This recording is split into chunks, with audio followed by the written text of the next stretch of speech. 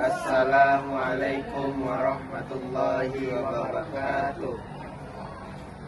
Perkenalkan, kami dari kelompok 3 akan mempresentasikan biografi dari Ahmad Dahlan. Berikut adalah anggotanya. Perkenalkan, nama saya Rashid Akil dengan NIM 2414011185. Perkenalkan, nama saya Afdan Ajufallah dengan NIM 2414011182. Perkenalkan, nama saya Ilham Pratama dengan NIM 2414011173. Oke, kami akan mempresentasikan biografi Kiai Haji Ahmad Dahlan. Silakan ditonton dan disimak baik-baik. Biografi Kiai Haji Ahmad Dahlan. Kiai Haji Ahmad Dahlan lahir di Kauman, Yogyakarta pada 1 Agustus 1868. Ia memiliki nama kecil Muhammad Darwis. Ia merupakan anak keempat dari 7 bersaudara. Ayahnya seorang ulama bernama Kiai Haji Abu Bakar bin Kiai Haji Sulaiman. Sementara sang ibu merupakan putri dari seorang pejabat penghulu Kesultanan Ibrahim bin Kiai Hasan.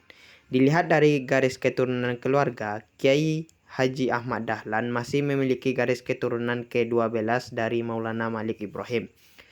Sejak kecil, Kiai Haji Ahmad Dahlan dikenal sebagai anak yang cerdas dan memiliki sifat baik hati serta kepribadian yang halus. Kecerdasannya terlihat saat menginjak usia 8 tahun, di mana ia sudah bisa membaca Al-Quran dengan lancar. Nama kecil Kiai Haji Ahmad Dahlan ialah Muhammad Darwis, diganti dengan Ahmad Dahlan selepas ia pulang dari Tanah Suci. Selepas itu ia menikah dengan Siti Walidah, putri salah seorang kiai penghulu bernama Fadil. Sang istri pun akrab disapa Nyai Dahlan. Di pernikahannya itu Ahmad Dahlan dikaruniai 6 anak, yaitu Dejohanah, Siraj Dahlan, Siti Busro, Irfan Dahlan, Siti Aisyah, dan Siti Zahrah. Selain Siti Walidah, Ahmad Dahlan pernah memperistri Nyai Abdullah, seorang janda Abdullah. Ia juga pernah menikahi Nyai Rum, adik Munawir Krapyak. Ia pernah pula menikah dengan Nyai Yasin Puakalam, Yogyakarta.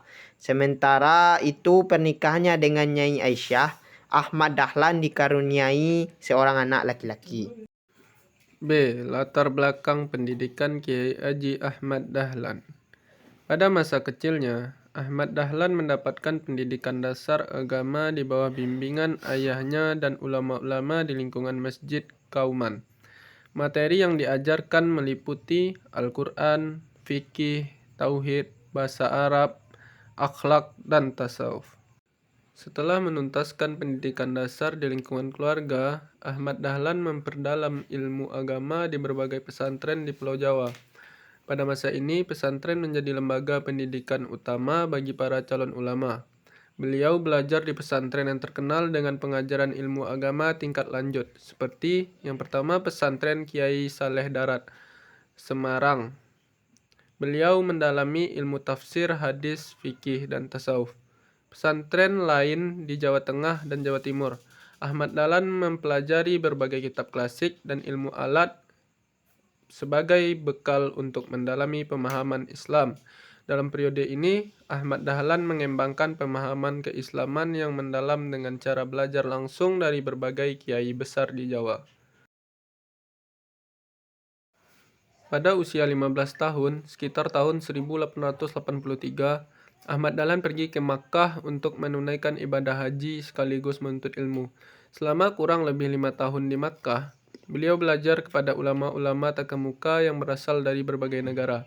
Di antara guru-gurunya di Makkah adalah Syekh Ahmad Khatib Al-Minangkabawi, Syekh Mahfud Al-Tarmizi, seorang ahli hadis asal Jawa, dan Syekh Nawawi Al-Bantani.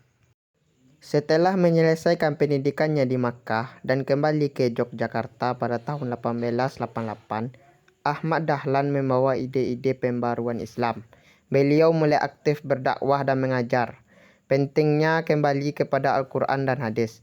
Penolakan terhadap takhayul bid'ah dan khurafat. Pendidikan yang mengintegrasikan ilmu agama dan ilmu umum. Pendalaman pendidikan non-formal.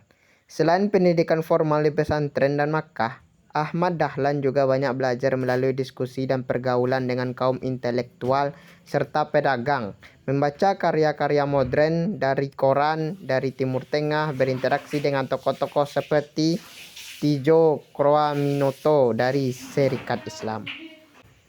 C. Karir Kiai Haji Ahmad Dahlan. Adapun karir Kiai Haji Ahmad Dahlan sebagai berikut. Yang pertama, khatib dan ulama Masjid Agung Yogyakarta pada tahun 1888 sampai 1923. Yang kedua, pendiri dan ketua dari organisasi Muhammadiyah pada tahun 1912 sampai 1922. Yang ketiga, guru dan pendidik modern dari tahun 1890 sampai 1923. Yang ketiga yaitu aktivis pergerakan nasional dari tahun 1910 sampai 1923. Yang keempat, pembaharu pendidikan Islam dari 1912 sampai 1993. Dan yang terakhir ialah reformis sosial dan filantropis pada tahun 1912 sampai 1923.